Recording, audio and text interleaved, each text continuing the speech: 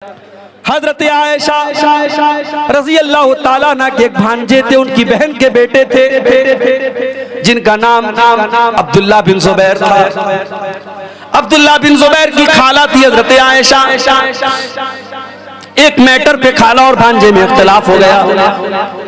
अब्दुल्ला बिन जुबैर ने कहा कि मैं अपनी खाला को फला काम करने से रोकूंगा। हजरत आयशा के अंदर ये आदत थी, वो पैसे को रोका नहीं करती थी, बहुत ज्यादा अल्लाह की राह में सदका खैरात किया करती थी। हजरत आयशा ने किसी को कोई जमीन दान की थी, कोई चंदा दिया था, कोई दान किया था। हजरत अब्दुल्ला बिन जुबैर ने कहा कि मैं जरूर अपनी खाला को रोकूंगा, मैं उनको ये दान करने नहीं दूंगा, मैं उनको ये चीज देने नहीं दूंगा। खाला को पता चला कि मेरे भांजे ने मेरे बारे में ऐसा बोला है कि अल्लाह की कसम मैं खाला को रोकूंगा। हजरत आयशा को गुस्सा आया। बुखारी के अल्फाज हैं, अम्मा आयशा ने बड़े गुस्से में फरमाया कि आज के बाद मैं अब्दुल्ला बिन जुबैर से बात नहीं करूंगी, अपने भांजे से बात नहीं करूंगी। ओ लोगों, इंसान तो दोनों हैं, अम्मा आयशा भी इंसान है, भांजा भी इंसान है, दोनों सहाबी है और दोनों को गुस्सा आ गया। अब्दुल्ला बिन जुबैर की बात सुनकर के अम्मा आयशा ने कहा मैं आज के बाद कभी उनसे बात नहीं करूंगा। हम होते तो क्या करते, हमारी खाला अगर बोल दे हम अपने भांजे से बात नहीं करेंगे, हम कहेंगे हम आपसे कम थोड़ी हैं, आप हमसे बात न करें हमारा आपके बगैर काम थोड़ी रुका है, हमारा तो मिजाज ऐसा है मेरे भाई। हमसे कोई दुश्मनी कर ले, हमसे कोई बातचीत बंद कर ले, हमें कोई फर्क नहीं पड़ता। हम कहते तू शेर है, तुम सवा शेर हैं, हम तेरे ईंट का जवाब पत्थर से देंगे। लेकिन साहबे किराम ऐसे नहीं थे मेरे भाई। अम्मा आयशा नाराज हो गई, खाला नाराज हो गई। और आप जानते हैं कि खाला का मकाम बड़ा ऊंचा है। जिनकी खालाएं जिंदा हैं, मेरी माँ का इंतकाल हो चुका है लेकिन मेरी तीन खालाएं मौजूद हैं। आज भी जब अपनी खालाओं से मिलता हूँ, अल्लाह की कसम मुझको अपनी माँ याद आ जाती है, मुझे अपने नबी की हदीस याद आती है, अल खालतु बिमंज़िलतिल उम्मी, खाला माँ के बराबर हुआ करती है। अगर आपकी खाला है, अगर आपकी मौसी है, अपनी खाला की इज्जत करो, उसको माँ के जैसा सम्मान दिया करो। खाला नाराज, अब्दुल्ला बिन जुबैर परेशान, खाला को कैसे मनाऊं, खाला तो बात करने को तैयार नहीं। अब्दुल्ला बिन जुबैर जानते थे कि हजरत आयशा अल्लाह के प्यारे नबी से बहुत मोहब्बत किया करती थी और नबी के इंतकाल के बाद जो नबी के रिश्तेदार थे, नबी के चाहने वाले थे, अम्मा आयशा उनसे भी बहुत ज्यादा मोहब्बत किया करती थी। अब्दुल्ला बिन जुबैर के दिमाग में एक आइडिया आया, उन्होंने दो सहाबी को पकड़ा। ये कौन से दो सहाबी थे?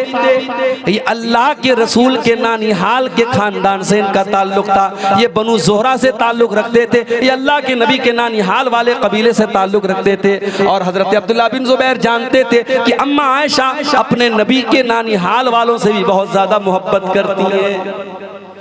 दो लोगों को पकड़ा, कहा कि भाइयों देखो ऐसा ऐसा मैटर है मेरे साथ, मेरी खाला मुझसे बहुत नाराज है और मुझे अपनी खाला को मनाना है।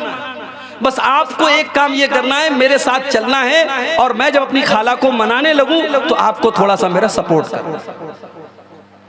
अब यहाँ एक मसला और समझ लो, जब दो लोगों के बीच में झगड़ा हो गया तो झगड़े को सुलझाने के लिए शरीयत ने बहुत उभारा है। अगर दो लोगों के बीच का झगड़ा चुकाने के लिए आपको झूठ बोलना पड़े तो झूठ भी बोल सकते हैं, हालांकि झूठ बोलना बहुत बड़ा गुनाह है। शरीयत की नजर में झूठ बोलना बहुत बड़ा गुनाह है, मगर दो लोगों के बीच में झगड़ा हो जाए तो अल्लाह के नबी क्या फरमाते हैं, लैसल कज़्ज़ाबुल लज़ी युस्लिहु बैनन नास, दो लोगों के बीच में सुलह कराने वाला अगर झूठ भी बोल दे तो कोई हर्ज की बात नहीं है। इतना शरीयत ने इस पर उभारा है। और अगर दो लोगों के बीच में झगड़ा फैलाने के लिए, दो लोगों के बीच में इख्तिलाफ पैदा करने के लिए अगर कोई सच भी बोलता है तो शरीयत कहती है ऐसा सच बोलना भी हराम है और शरीयत इसको चुगली कहती है और चुगलखोर जन्नत में नहीं जाएगा। अल्लाह के नबी फरमाते ला यदखुलुल जन्नत नम्माम, चुगलखोर जन्नत में नहीं जाएगा।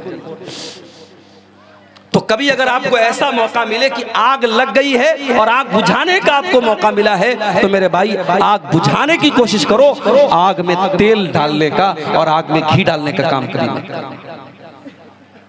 अब इन दोनों सहाबी को जब ये ऑफर मिला कि हजरत अब्दुल्ला बिन जुबैर ने कहा मेरी खाला मुझसे नाराज हैं और मैं मनाना चाहता हूं, ये दोनों फौरन तैयार हो गए, चलो कोई बात नहीं हम चलेंगे आपके साथ।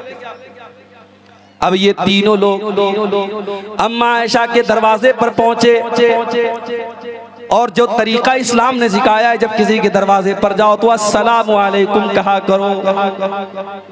आज के जमाने में मोबाइल का दौर है, आप किसी को कॉल करें तो हेलो कह करके बात ना शुरू करें, अस्सलामु अलैकुम कह करके बात शुरू करें, यही सही है। भाई हेलो का मतलब क्या होता है? हेलो मतलब सुनो, तो सुनो कहने से बेहतर हम अस्सलामु अलैकुम कहे उसके बाद बात शुरू करें। तो हजरत आयशा के घर पे ये तीनों पहुंचे, इन्होंने कहा अस्सलामु अलैकुम, अंदर से जवाब आया वालेकुम अस्सलाम व रहमतुल्लाहि व बरकातुहू। इन तीनों ने कहा कि अम्मा आयशा क्या हम अंदर आ सकते, अनदखुल क्या हम अंदर आ जाए? अम्मा आयशा ने कहा ठीक है अंदर आ जाओ। तीनों अंदर दाखिल हुए।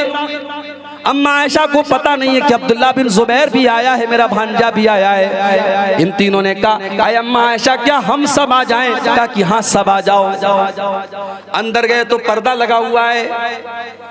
हालांकि अम्मा आयशा सारे मुसलमानों की माँ का दर्जा रखती हैं, मगर कुरान ने अल्लाह के नबी की बीवियों को भी सहाबा से पर्दा करने का हुक्म दिया है। ये तीनों साहबी जब पहुंचे, अम्मा आयशा ने कमरे में पर्दा लगाया हुआ था। कमरे के उस पार अम्मा आयशा बैठी हुई हैं, इस पार ये तीनों लोग बैठे हुए हैं। जैसे ये तीनों लोग पहुंचे, अब्दुल्ला बिन जुबैर पर्दे के उस पार जाते हैं और अपनी खाला के गले लग करके रोने लगते हैं और कहते हैं खाला जान मुझको माफ कर दीजिए, मुझे वो बात नहीं बोलनी चाहिए थी जो मैंने बोली है।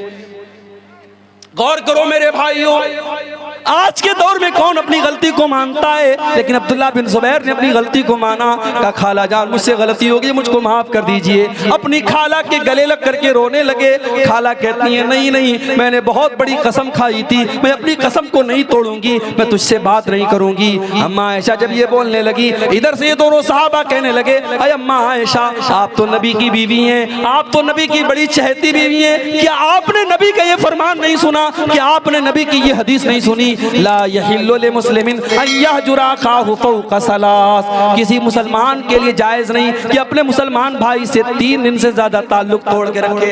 अम्मा आयशा आपका भांजा है, आपकी बहन का बेटा है, चलो मान लिया उसने गलती कर दी, अब माफी मांग रहा है, आप माफ कर दीजिए, अपने भांजे को माफ कर दीजिए, उससे बोलचाल शुरू कर दीजिए। वो दोनों उधर से उभार रहे हैं, इधर से अब्दुल्ला बिन जुबैर गले लग के रो रहे हैं। आखिर अम्मा आयशा ने माफ कर दिया और अपनी कसम को तोड़ने की वजह से 40 गुलाम आजाद किए उन्होंने कफारे के तौर पे। और जब भी इस वाक़े को याद करती थी अम्मा आयशा इतना रोती थी, इतना रोती थी, उनका दुपट्टा उनके आंसू से भीग जाता।